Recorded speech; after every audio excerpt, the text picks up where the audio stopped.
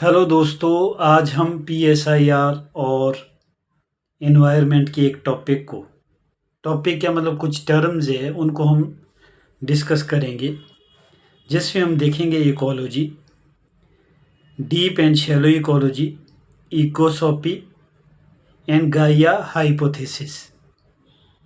अब दोस्तों देखते हैं ये जो टर्म्स है इनसे रिलेटेड क्वेश्चन आपका नेट में भी पूछा गया है, यूपीएससी में पूछा गया है, स्टेट सर्विस में पूछा गया है। तो आइए दोस्तों हम इन टर्मों के बारे में जानते हैं। दोस्तों इसमें जो पहली टर्म है वो है इकोलॉजी। अब ये जो इकोलॉजी टर्म है ये आपका 1869 में सबसे पहले अर्नेस्ट हैकल ने अपनी पुस्तक जनरल मॉर्फोलॉजी में दी थी। यानी अगर आपसे पूछे कि भाई ecology terms for the first time किसने कॉइन की थी, वो अर्नेस्ट हैकल ने 1869 में करी थी। अब लेकिन ये इकोलॉजी होता क्या है भाई, इसके बारे में जानना ज़रूरी है। अब ये दो वर्ड से बनी हुई है, एक होता है ओइकोज, दूसरा हो गया लॉजी। ओइकोज का मतलब हो गया होम एंड लॉजी का मतलब हो गया स्टडी। और सिंपल टर्म में मैं ये कह सकता हूँ इसका मतलब हो गया स्टडी ऑफ होम। तो यहाँ मतलब स्टडी का मतलब क्या हो गया, यहाँ पे मतलब बात की जा रही है जितने भी जो लिविंग बींग्स है उनका जो उनकी सराउंडिंग है या उनका जो एनवायरनमेंट है, ठीक है, उसके साथ जो इंटरेक्शन है, तो उसी इंटरेक्शन को या उनका जो मतलब आपस में एक रिलेशनशिप है उसी को हम इकोलॉजी कह देते हैं।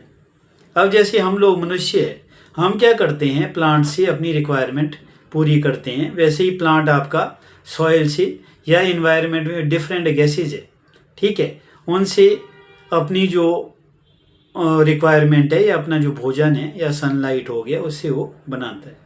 तो यानी यहाँ एक तरह की रिलेशनशिप की बात की गई है, बायोटिक एंड एबायोटिक जो हमारे कंपोनेंट्स है या फैक्टर्स है, ठीक है।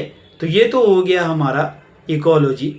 अब यहाँ दूसरा जो टर्म हमारा जो यूज़ हो रहा है वो है आपका शैलो एंड डीप इकोलॉजी, जिसके बारे में अभी भी मतलब काफ़ी ज़्यादा चर्चा होती है, क्वेश्चन भी एग्ज़ाम में आ जाता है। तो अब ये आपका जो डीप एंड शैलो इकोलॉजी है इसका जो कंसेप्ट है वो किसने दिया था, अर्ने नेस ने अपने ऐसे the shallow and deep long range ecology movement में दिया था। अब लेकिन सबसे पहले हमारे को ये जानना ज़रूरी है कि भाई आपका डीप एंड शैलो इकोलॉजी क्या होता है। दोस्तों मैं इसमें कंपैरेटिवली बताता हूँ। आपका जो डीप इकोलॉजी है एक ये वाइडर पर्सपेक्टिव है, जबकि जो शैलो इकोलॉजी है वो एक नैरो पर्सपेक्टिव है। डीप इकोलॉजी एक होलिस्टिक पर्सपेक्टिव है, जबकि आपका जो शैलो इकोलॉजी है वो एक आपका एंथ्रोपो और ह्यूमन सेंट्रिक आपका पर्सपेक्टिव है। अब ये जो हमारा जो डीप इकोलॉजी है इसमें क्या है कि जितने भी जो लिविंग बीइंग्स है सभी को एक समान माना गया है, जबकि अगर हम शैलो इकोलॉजी की बात करें इसमें आपका मनुष्यों को ज़्यादा इम्पोर्टेंस दी गई है और उससे एक रेशनल बीइंग माना गया है। डीप इकोलॉजी की अगर हम बात करें तो इसमें जो फंडामेंटल जो एनवायरमेंटलिस्ट है उनकी हम बात करते हैं, यानी कि इसमें सभी लोग क्या है निस्वार्थ होकर सेल्फलेस होकर एनवायरनमेंट की प्रोटेक्शन और उसकी कंजर्वेशन के लिए काम करते हैं, ठीक है। उसमें मैं कोई अपना इंडिविजुअल इंटरेस्ट नहीं देख रहा हूँ। लेकिन शैलो इकोलॉजी में क्या होता है, उसमें हमारा सेल्फ इंटरेस्ट होता है, यानी कि मेनली आपको उसमें जो ह्यूमन बीइंग है उसका सेल्फ इंटरेस्ट होता है।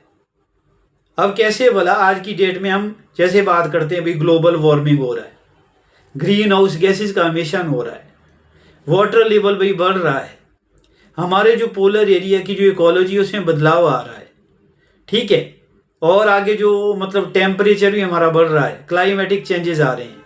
अब इन सब के लिए हम लोग क्या करते हैं, हम लोग इसके लिए मतलब डिफरेंट कॉन्फ्रेंसेस करते हैं, मीटिंग्स करते हैं, और आपका सबमिट्स करते हैं, प्रोटोकॉल्स करते हैं, ठीक है, वो सारे जो प्रोटोकॉल्स है, सबमिट्स है, वो सिर्फ मनुष्य अपने स्वार्थ के लिए कर रहा है। इसमें ये कहते हैं कि भाई आपका संसाधनों का तब तक दोहन किया जाए, यूज़ किया जाए, जब तक कि मनुष्य को कोई भी नुकसान ना हो। जब नुकसान होगा तो उसके बाद फिर आपका क्या होगा कि वो मतलब जो चीज़ें हैं, एनवायरनमेंट जो आपका हो रहा है, उसमें जो एक बदलाव आ रहा है, नुकसान हो रहा है, उसका डेप्लीशन हो रहा है, तो उसको हम फिर से कंजर्व करेंगे, ठीक है। तो ये हमारे को शैलो और डीप इकोलॉजी का पता लगा। अब यहाँ पे एक टर्म आती है जिससे रिलेटेड क्वेश्चन तो आपका नेट में भी पूछा गया है, उसको हम इकोसॉपी कहते हैं। अब ये जो इकोसॉपी का जो कंसेप्ट है वो भी किसने दिया था? अर्ने नेस ने दिया था, और इसको पॉपुलराइज करने में जो फेलिक्स ग्वाट्री है उन्होंने इम्पोर्टेंट रोल प्ले किया था।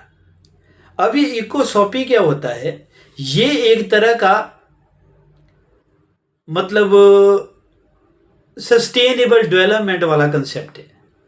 सस्टेनेबल डेवलपमेंट का क्या मतलब हो गया कि हम अपने जो संसाधन हैं, हमारे जो रिसोर्सेज है, ठीक है, हमारे जो मतलब प्रकृति से हमारे को जो भी चीज़ मिल रही है उसका हम लिमिटेड अमाउंट में यूज़ करें, ताकि भविष्य की जो जनरेशन है वो भी उसका लाभ उठा सके। आज की डेट में हम बहुत सारे जो देखो जो कन्वेंशनल जो रिसोर्सेज है उनका तो हम यूज़ कर ही रहे हैं, पेट्रोल, डीजल, दूसरी जो चीज़ें होगी हम उनको एक्सेसिवली निकाल रहे हैं, उनके एक्सट्रैक्शन हो रहा है। बट अब धीरे धीरे हम नॉन कन्वेंशनल की तरफ भी जा रहे हैं, ताकि भाई ये जो चीज़ें हैं जैसे सोलर एनर्जी हो गया, जियोथर्मल एनर्जी हो गया, ठीक है, तो विंड एनर्जी हो गया, इनका भी हम यूज़ कर रहे हैं। तो हम क्या करेंगे, हम भविष्य के लिए क्या करेंगे, ये जो हमारे कन्वेंशनल रिसोर्सेज है इनको आगे बचा कर रखें, इनका कम यूज़ करें, दूसरे ऑल्टरनेट्स को देखें। तो वही आपका क्या हो गया, इकोसॉपी हो गया। अब यहाँ पे एक और टर्म हमारे को देखने को मिलती है, नेट के एग्ज़ाम में तो बच्चों को इससे रिलेटेड क्वेश्चन पूछा गया था और बच्चों को काफ़ी दिक्कत भी आई, परेशानी आई। वो आपका क्या है, गाइया हाइपोथेसिस। अब ये जो गाइया हाइपोथेसिस है इसका जो कंसेप्ट है वो किसने दिया था? वो जेम्स लवलॉक ने दिया था। उन्होंने एक बुक भी लिखी है, उसको हम कहते हैं Gaia a new look at life on earth. अब लेकिन सबसे बड़ी बात ये है, बच्चों को जो दिक्कत थी वो दिक्कत ये थी कि भाई ये जो गाइया हाइपोथेसिस है क्या है? दोस्तों, गाइया हाइपोथेसिस में क्या है, इसमें ये बताया गया है कि हमारा जो अर्थ सिस्टम है वो अपने आप में एक ऑर्गेनिज्म है, एक जीव है, और वो सेल्फ रेगुलेटिंग है, खुद वो अपने को नियंत्रित करता है, खुद अपना विकास करता है। और साथ ही वो कई तरह के कंपोनेंट जैसे लिविंग बींग्स हो गए, ठीक है, लिविंग बींग्स मतलब biotic factors, non living things हो गई, अबायोटिक फैक्टर्स हो गए, हमारा एटमॉस्फियर हो गया, हमारे ओशंस हो गए, उन सब के साथ इंटरेक्ट करके, उन सब के साथ मिलके ये क्या करती है, हमारे लिए या जितने भी लिविंग बींग्स हैं सबके लिए ये एक हैबिटेबल, स्टैटिक और हारमोनियस एनवायरनमेंट क्रिएट करती है, जिसमें हम सभी लोग स्मूथली रह सकते हैं। तो ये आपका क्या हो गया, गाइया हाइपोथेसिस।